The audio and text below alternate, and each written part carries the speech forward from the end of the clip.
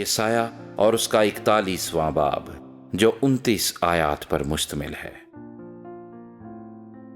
اے Jezero, میرے حضور خاموش رہو اور امتیں اثر نو زور حاصل کریں، وہ نزدیک آ کر عرض کریں، آؤ ہم مل کر عدالت کے لیے نزدیک ہوں۔ کس نے مشرق سے اس کو برپا کیا جس کو وہ صداقت سے اپنے قدموں میں بلاتا ہے؟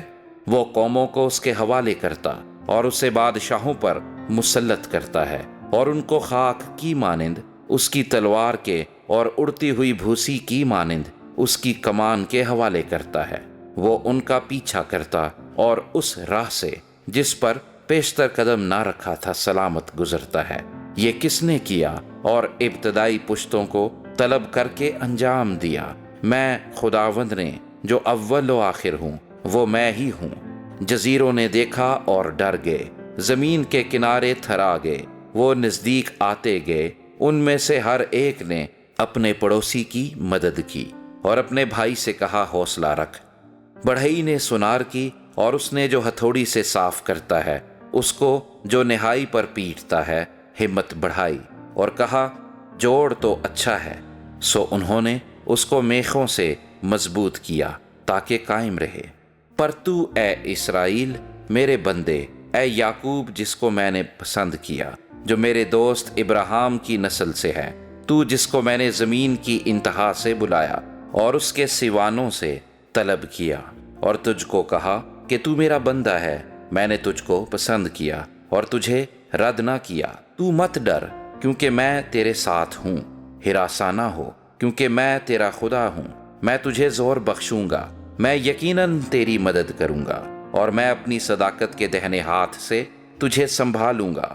دیکھ وہ سب جو تجھ پر غضبناک ہیں پشیمان اور رسوا ہوں گے، اور جو تجھ سے جھگڑتے ہیں ناچیز ہو جائیں گے اور ہلاک ہوں گے۔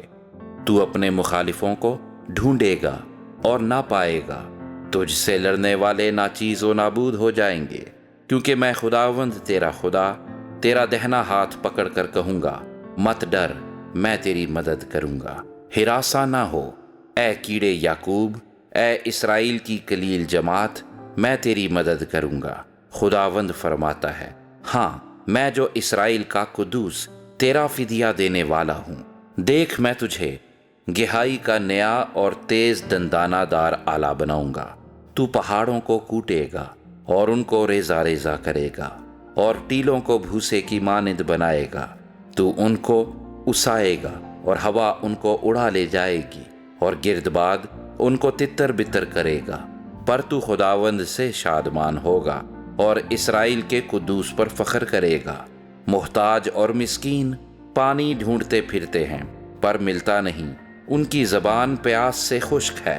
میں خداوند ان کی سنوں گا، میں اسرائیل کا خدا ان کو ترک نہ کروں گا۔ میں ننگے ٹیلوں پر نہریں اور وادیوں میں چشمے کھولوں گا، صحرا کو تالاب اور خشک زمین کو پانی کا چشمہ بنا دوں گا۔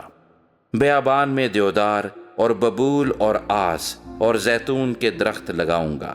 صحرا میں چیڑ اور سرو و صنوبر اکٹھے لگاؤں گا، تاکہ وہ سب دیکھیں اور جانیں اور غور کریں اور سمجھیں کہ خداوند ہی کے ہاتھ نے یہ بنایا اور اسرائیل کے قدوس نے یہ پیدا کیا۔ خداوند فرماتا ہے، اپنا دعویٰ پیش کرو۔ یعقوب کا بادشاہ فرماتا ہے، اپنی مضبوط دلیلیں لاؤ۔ وہ ان کو حاضر کریں تاکہ وہ ہم کو ہونے والی چیزوں کی خبر دیں۔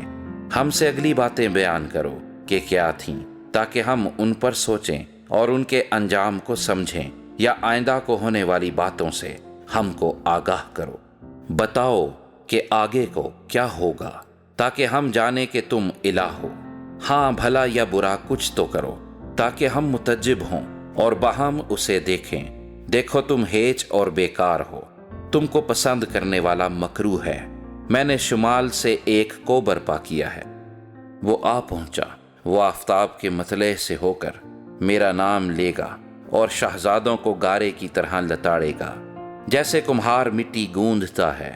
کس نے یہ ابتدا سے بیان کیا کہ ہم جانیں، اور کس نے آگے سے خبر دی کہ ہم کہیں کہ سچ ہے؟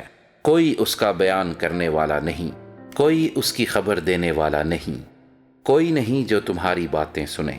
میں ہی نے پہلے سیون سے کہا کہ دیکھ، ان کو دیکھ، اور میں ہی یروشلیم کو ایک بشارت دینے والا بخشوں گا، کیونکہ میں دیکھتا ہوں کہ کوئی نہیں، ان میں کوئی مشیر نہیں جس سے پوچھوں اور وہ مجھے جواب دے۔